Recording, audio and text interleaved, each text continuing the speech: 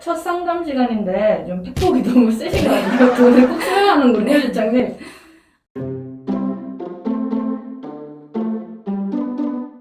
오늘의 사연 읽어볼게요. 갑자기 9월 되면 헉 하고 마음이 조급해져요. 아, 올해도 다 갔구나 싶은 마음 저만 느끼는 거 아니죠? 나이 먹는 게 너무 싫습니다. 가을 탄다 하는 말들이 있듯이 괜히 더 우울해져서 그런가 피부가 더 안 좋아 보이고 자글자글 푸석푸석. 가을에 유독 피부가 안 좋아지는 게 맞는 건가요? 기분 탓인 건가요? 제가 이런 사연을 매번 가을마다 듣거든요. 제 경력이 15년 차니까 정말 많이 들었었고요. 9월 되면은 고객님들이 그 주된 고민이 다 비슷비슷해요. 근데 생각해보면 우리가 봄, 여름에는 이런 생각을 좀 안 하는데 실제로 여름이 지나고 가을에 피부가 뒤집어질 확률이 더 높습니다. 실장님 혹시 피부가 뒤집어진다라는 기준에 대해서 구체적으로 설명해 주실 수 있으실까요? 가을이면 화장이 더 뜨면서 잔주름이 부각되고요. 화장으로 덮을수록 더 건조하니까 파운데이션을 덮는 게 맞는 건지 화장을 안 하는 게 맞는 건지 헷갈리기 시작하면서 그나마 여름에는 덜 하던 좁쌀 여드름들이 이렇게 드릉드릉 하면서 올라오기 시작하는 것을 뒤집어진다 라고 저는 표현을 합니다. 제가 생각한 뒤집어진다라는 표현이랑 상당히 일치하는데요. 실제 이런 증상으로 고객님들이 이맘때 좀 많이 오신다는 거죠? 네, 맞아요. 왜냐면 제가 여름이랑 가을의 피부 변화에 대해서 설명해 드릴게요. 우리가 기본적으로 여름에는 더워서 모공이 열리니까 피지 분비가 왕성하게 일어난다는 건 다들 알고 계실 거예요. 그래서 여름에는 피지 분비 때문에 쉽게 번들번들해지니까 잔주름이 사실 덜 보여요. 물광 효과를 어설프게 보는 거고요. 그러면 어쨌든 피지가 여름에는 좀 나름 열일을 하는 거네요? 여기까지 들으시면 대부분의 고객님들이 100% 그렇게 생각을 합니다. 가을은 온도가 내려가니까 피지가 과하게 분비되지 않겠다라고요. 그런데 절대 여러분, 피지는 여름에만 열일을 하지 않습니다. 가을에는 더 왕성해져요. 그럼 혹시 그 가을에 피지가 좀 왕성해져서 혹시 그 좁쌀 여드름이랑 관련이 있는 건가요? 맞아요. 건조한 피부 위에 화장으로 가릴래야 가릴 수가 없는 오돌토돌한 좁쌀 여드름까지 나는 거예요. 실장님, 근데 제가 되게 궁금한 게 있어요. 여름은 더워서 피지가 과하게 올라온다고 하잖아요. 근데 가을에는 왜 덥지도 않은데 또 피지가 또 과하게 올라온다고 하는 건지, 그리고 또 거기다 그래서 좁쌀 여드름까지 완성이 된다는 게 좀 이해가 안 가거든요.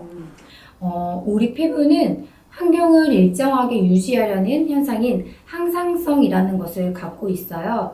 예를 들어서 총합이 10이라고 친다면 수분과 유분이 5대5 밸런스를 잘 유지하고 있다가 가을이 되면서 온도가 내려가 수분이 3으로 내려간다면 유분이 그 총합을 맞추기 위해 7까지 올라간다는 거예요. 이렇게 밸런스가 엉망이 돼버리면 피부 재생 주기에 맞춰서 각질과 노폐물들을 자동으로 탈락시키는 것 자체가 힘들어집니다. 이렇게 모공을 막아버리고 여드름이 마구 나면서 확 뒤집어진다는 거죠. 그러면 저는 사실 여드름이 하루아침에 그냥 막 이렇게 교통사고 나듯이 이렇게 나는 건 줄 알았어요. 어쨌든 피부에서는 이렇게 엄청나게 이거 여드름을 좀 막으려고 노력을 하다가 이제 결국에는 이제 뒤집어지고 마는 이런 현상까지 저희가 모른 채로 살아가는 건가요? 맞아요. 그래서 처음에 한두 개로 멈추겠지 하고 놔두시다가 원래부터 좁쌀 여드름이 있는 피부처럼 체질이 바뀌신 채로 내원하시는 분들이 정말 많아요. 이 상태가 피부 장벽이 약해진 거거든요. 저 그 피부 장벽을 지켜야 한다 이 얘기는 사실 뭐 화장품 카피로도 되게 많이 본 것 같기는 해요. 그렇죠. 피부 장벽이 뒤집어지기 전까지는 두께도 잘 유지하고 밸런스가 맞았기 때문에 여드름이 잘 안 났을 거예요. 문제는 피부 장벽이 이렇게 뒤집어진 채로 방치한다면 더 약해지고 더 재생력이 훅 떨어집니다. 노화에 가속도가 붙을 수밖에 없어요. 사실 실장님 제가 고객님들 대표로 대변하는 거긴 한데 제가 방치를 하진 않아요 사실. 그러니까 우리가 집에서 이제 얼마나 이제 좀 뭐라도 바르려고 막 검색도 되게 많이 하고 노력을 하긴 하거든요.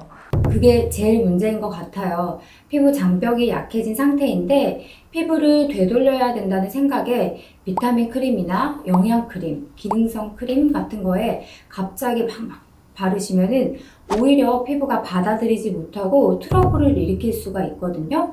피부가 받아들일 힘이 없는 거예요.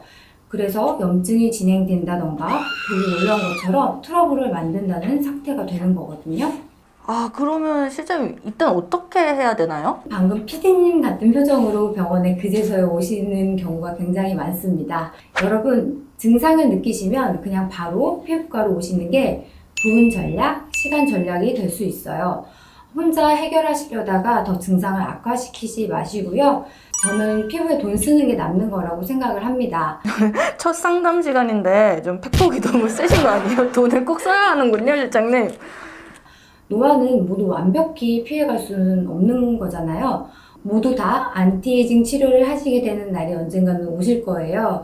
노화가 많이 오기 전에 빠르게 시작해야 비용도 덜 쓰고 피부 때문에 고민할 시간도 적어지는 거죠. 제가 피부과 상담실장이라 역시 시술이 답이라고 말하는 것 같지만 피부 노화가 진행된다. 그렇다면 피부를 재생시키는 시술을 받는다가 정답이잖아요. 더 맞는 말만 하기 위해 최소 이 시술은 꼭 받으시라고 이 영상에서 말씀드릴게요.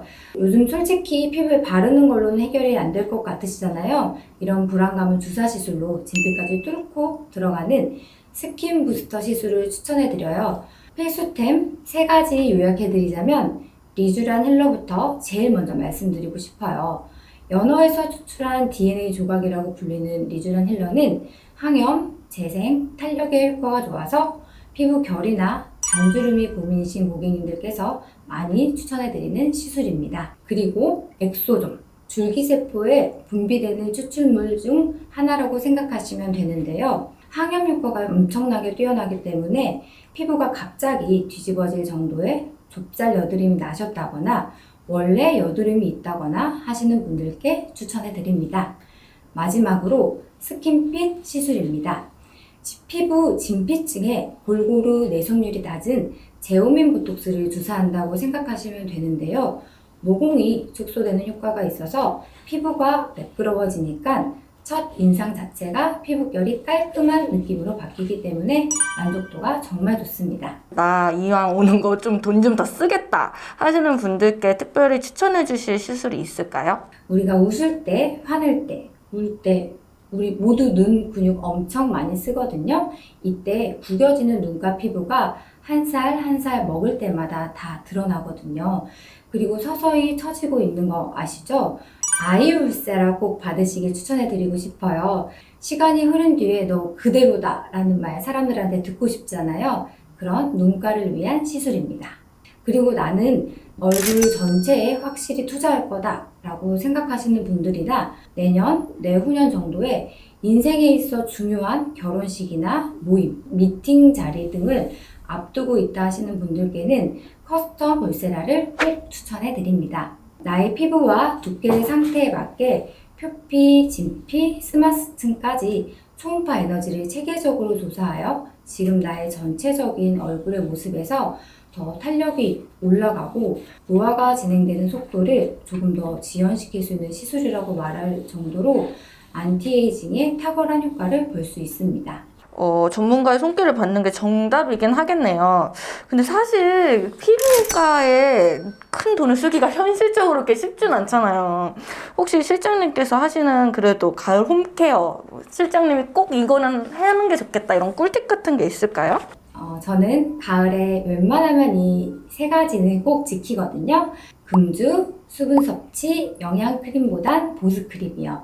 이게 다 피부 밸런스 때문에 하는 건데요. 가을은 건조하다고 말씀드렸는데 그래서 오히려 피부에 수분을 빼앗아가는 음주는 삼가하시는 게 좋고요. 피부가 예민해져서 피부 장벽이 손상가기 쉬운 가을에는 영양크림보다는 보습크림 위주로 잔뜩 발라주고 주무시는 것을 추천드립니다. 그리고 이 홈케어에는 꿀팁보다는 필수라고 생각하시면 되고요. 피부가 뒤집었을 때에는 피부 입장에서는 정말 비상사태이기 때문에 병원에 와서 상태 파악에 맞는 치료를 진행하신 후 홈케어를 진행하시는 것이 바람직합니다. 여러분 혹시라도 MJ 피부과에 방문하셨을 때 직접 질문하기 어려우셨다거나 깜빡하고 못하셨던 질문들을 댓글로 남겨주시면 저희가 사연으로 모아서 영상으로 답변을 드리는 시간도 갖도록 할 예정이니까요. 많은 관심과 구독, 알람 설정까지 부탁드리겠습니다.